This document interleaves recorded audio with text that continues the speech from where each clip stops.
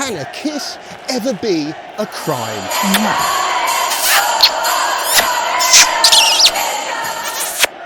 Mwah, mwah. Was the World Cup kiss a crime? If it happened in England, what would a court make of it all? A quick recap. On Sunday 20th of August 2023, the final whistle blew at Sydney's Australia Stadium. Spain had won the Women's World Cup, beating England 1-0. The president of the Royal Spanish Football Federation, Luis Rubiales, gave Spanish midfielder Jenni Hermoso her winner's medal.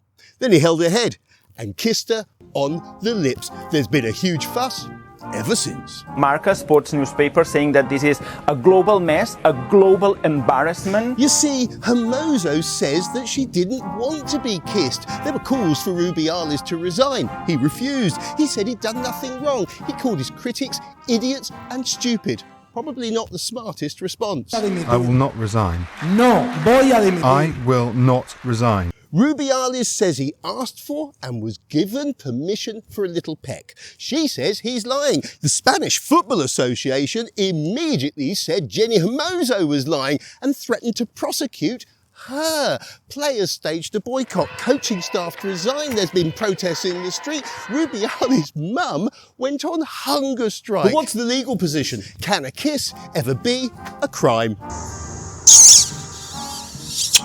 Look, this isn't a complex case. I'm a solicitor. It's the sort of thing I deal with from time to time at the Magistrates Court. It's all covered by Section 3 of the Sexual Offences Act 2003. To convict Mr. Rubiales, the prosecution have to show he intentionally touched Miss Hermoso and the touching was sexual and she didn't consent.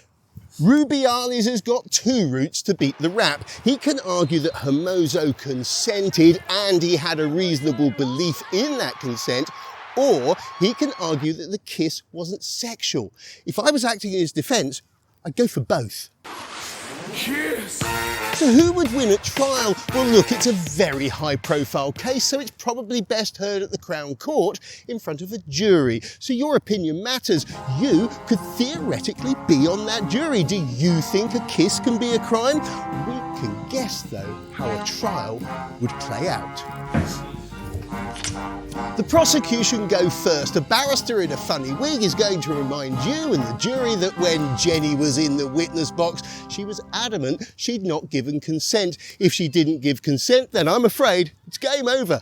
He's guilty. That barrister will say you've heard from the defence that it wasn't a sexual kiss. He'll say piffle and balderdash. The brief is going to look you in the eye and ask you to think about one simple question. Who do you kiss on the lips? If the only person you kiss on the lips is your lover, then you have no choice but to find the defendant guilty.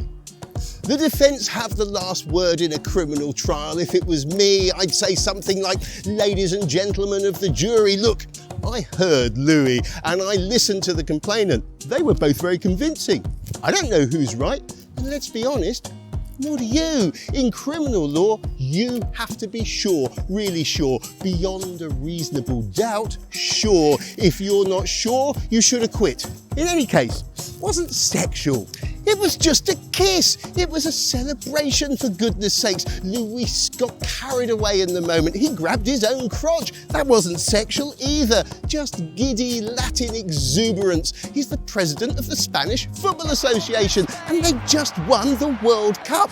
Not only that, but he was on stage. 75,000 people watching in the stadium. Another 21 million people watched it on the BBC. It was the most watched women's football match in history. It wasn't a sex thing. And if the kiss wasn't sexual, then Luis is innocent.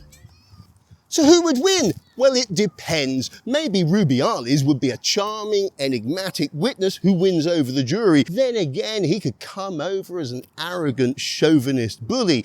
Miss Hermoso is young. Footballers are fleet of foot, but they're not always nimble of mind. She might charm a jury, but she could be cornered in cross-examination and say something daft. It's a trial I'd love to see, right up my street. It's a case that could be won by a banging closing speech.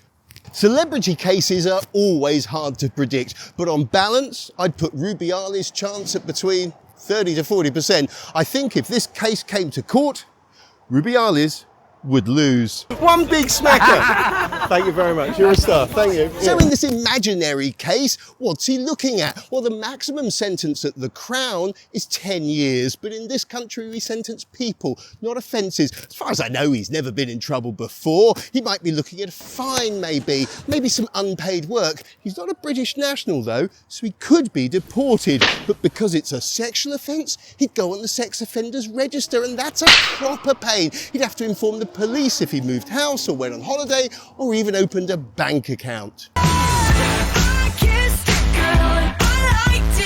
Whatever side you take in all of this, there's something we can all agree on. It would have been better, far, far better, if England had won that game. Mwah.